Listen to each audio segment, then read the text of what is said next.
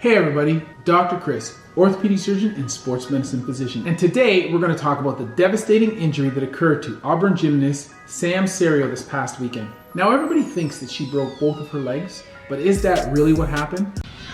An aerospace engineering major. Such an impressive young lady. So she's going to do a floor routine, and in her floor routine she has a tumbling run. The tumbling run involves a number of flips, one of which is a forward flip.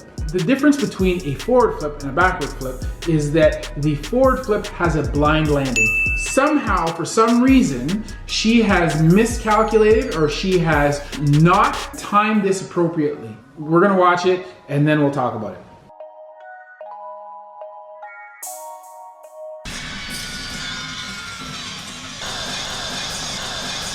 So now she has forced hyperextension of both knees, and this is a significant disaster. Normally she would have rotated more and she would have landed in a better position. She has contacted the ground at an angle while her torso is still rotating. No, she did not break both legs. She suffered bilateral posterior dislocations of the knee, and that is terrible. So when you look at the actual pictures or the imagery here, her legs really look misshapen and they look broken, but they're not actually broken here. With this dislocation, we have loss of the normal relationship between the femur and the tibia. So normally these two structures would be in line with each other, and they are held in place by two cruciate ligaments in the middle and two collateral ligaments on the side. For sure, both the anterior and the posterior cruciate ligament are disrupted. Probably at least one, or if not both, of the collaterals are disrupted. And you may also have disruption of the posterior capsule, either posteromedial or the posterolateral corner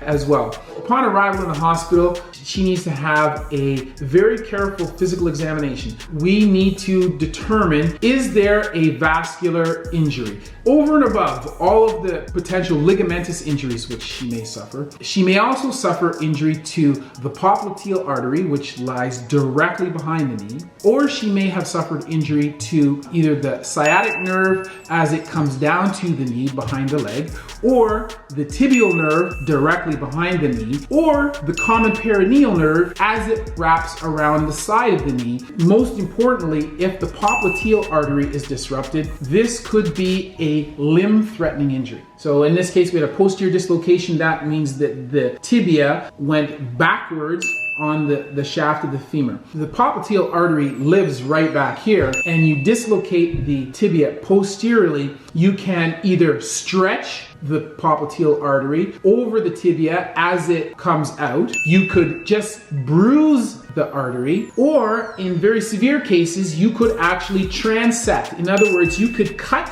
popliteal artery into two pieces. So if you have either a bruise to that artery or it is stretched, you may impede the flow of blood to the lower leg. However, if you transect the artery, you will completely stop the flow of blood from the upper segment down to the lower extremity. You need to restore that blood flow within 6 hours, or everything that has not received blood, muscle or neurovascular structures, is going to die. Has her popliteal artery been damaged by this dislocation event? One of the most common things that they'll do is they will do an assessment of her ankle brachial index, which is where we look at the flow of blood at the level of the ankle and we compare that to the flow of blood higher up. This allows us to establish a ratio, and below a certain number, the likelihood of her suffering a vascular injury is quite high. We will also have to assess for neurologic compromise. You can injure either the sciatic nerve, the tibial nerve, or the common peroneal nerve. If we assume that she has no neurologic compromise or no vascular compromise, what are we actually going to do for these knees? There are things that we are going to do in the immediate short term, and then there are things that we are going to do in the acute short term, and by that I mean in the first 1 to 3 weeks, and then in the long term after that. So the first thing that I need you to understand is that this is in no way a one surgery type of injury. In the immediate short term, what we're gonna do is we're gonna do a reduction. So we're gonna restore the normal and anatomic relationship between the two bones. she is going to have some kind of stabilization, and typically this will be temporary stabilization, which will be done with an external fixator. In order to hold the leg in position, because obviously there are no soft tissue structures to do so.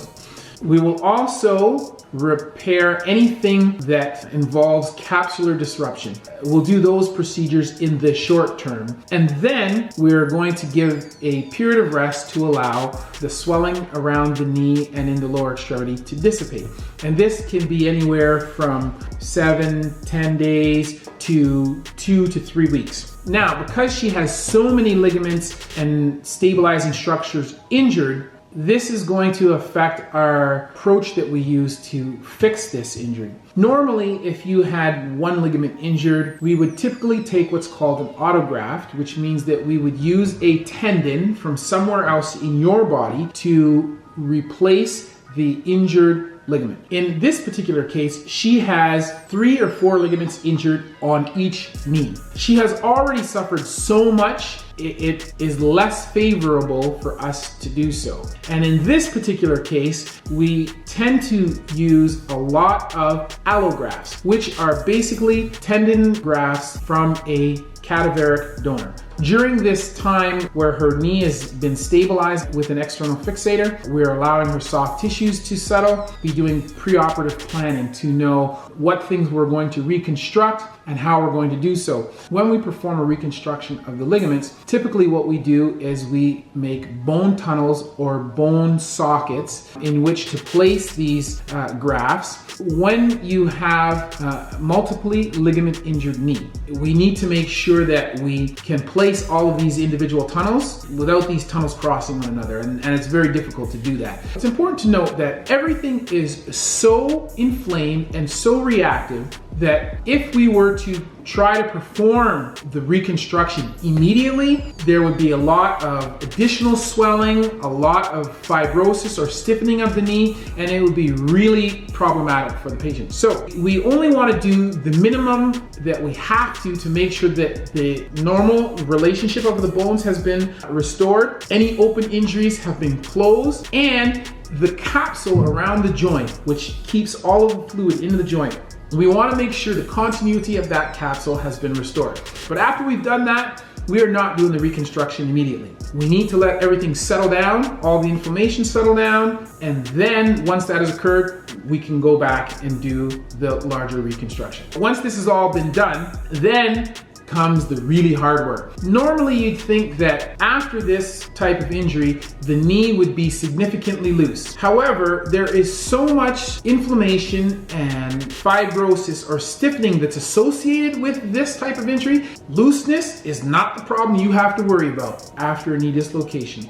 After she has had these reconstructions done, she has a long and difficult road ahead of her. She is going to need very aggressive, very active, and very arduous rehabilitation in order for maximum function of her knee to be restored after these reconstructions.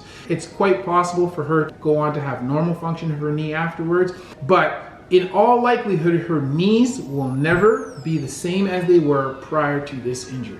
And just so you understand the difficulty of the task ahead of her, in my practice, most patients rehabilitate from an ACL, anterior cruciate ligament reconstruction, for 1 year.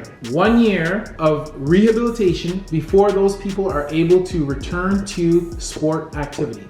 One ligament. She has torn multiple ligaments, at least 3 on each knee, if not more. But certainly there are some positives here. She is a world-class athlete and she has a fighting, determined spirit. And I am sure that she is going to put the same determination and hard work into her rehab as she has put into her athletic career thus far. In addition, her initial operation was performed by one of the preeminent orthopedic surgeons in North America, Dr. James Andrews. If you're gonna have an injury like this, you wanna have an orthopedic surgeon like Dr. Andrews in your corner. So that's also a bonus. So there you have it. Those are some of my thoughts on the injury that Sam Cerio suffered this weekend. You know, I wish her the best of luck. She released a statement the day after her injury, said that effective immediately she had retired from all competitive sports. But I know that she has aspirations outside of competitive athletics. I think if I recall correctly, she's in the aerospace engineering program. Hopefully she'll recover well from this and then go on to be able to do that. But anyway, so those are my thoughts on the bilateral knee dislocation that Sam Cerio suffered.